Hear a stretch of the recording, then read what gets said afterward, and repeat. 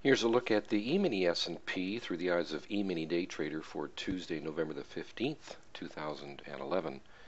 Well, we had the support area in 44 area, and that's right about here. So obviously the market dipped below that overnight. Our next area was around 37, so it even dipped a little bit below that. By the way, these are market profiles. This is yesterday, this is today, and this one here is what occurred overnight. So this is yesterday's low, which we felt would likely act as support. It was pierced below there, obviously, overnight, but by the time the RTH opened, it did open back up above, and then it dipped down to about 42 before it turned around and had a really nice rally. Now, it did sell off some 7 or 8 points late in the day, but it did have a good move higher, which really does keep in place our belief that the intraday directional bias is up. So we're going to keep trading with a preference on that side of the market. We also use the market profiles from the regular trading hours, and that's what you're looking at here in our analysis. So here's our software being an add-on to NinjaTrader. And you can see our trades when they're identified here. Here's a long one here, and you can see the entry price. We were stopped on that trade. That was our first trade of the day. Stopped out on that one. Our second trade was down in here. You can see a short trade with the down red arrow. Got short right in here. It did move a point in our favor, so we ended up with a break even on that trade. That was the second trade of the day. And then you can see the market started to rally up. Now we had a long trade here.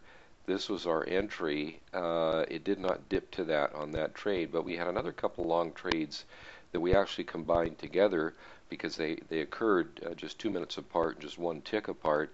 And so this ended up by being our third trade for the day. So we got long right in here, and it did move a 0.75 in our favor.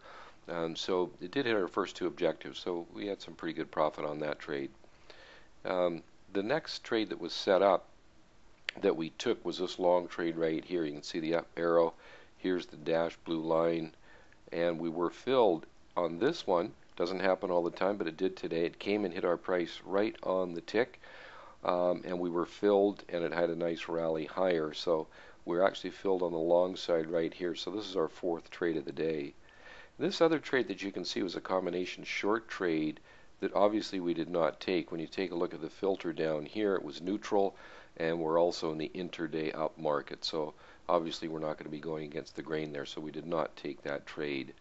So we had 4 trades today. There was another trade late in the day. You can see the down red arrow here, the short trade here. This trade was also not taken for the same reason, even more so this time because of course our filter was green, which is bullish indication. I did have a short trade very, very late in the day. This was after the cash closing, so no trade on that. So the trading worked out fairly nicely today. We were stopped on one, break even on another, and good profit on one of the trades. And the final trade, very nice profit when the market moved 5 3/4 points in our favor, reaching our first 2 objectives, and then taking out 4 1/4 points on the final partial on that one. So still a pretty good day. We are looking still for the market to have a bullish tone to it. Now there will be some news released tomorrow, CPI, industrial production, and housing, and so we're going to keep our eye on that. Our next area still is probably down in the 44 area still once again, and with immediate support probably in around the 50 area, and then our same still objectives to the top side. Just like today, our objective on the top side was 62, and the high today was 62.25. So still, that's our next target higher, and then 68 after that. So we'll have to wait to see if this market can really hold in around the 50 area, if not the 44 area.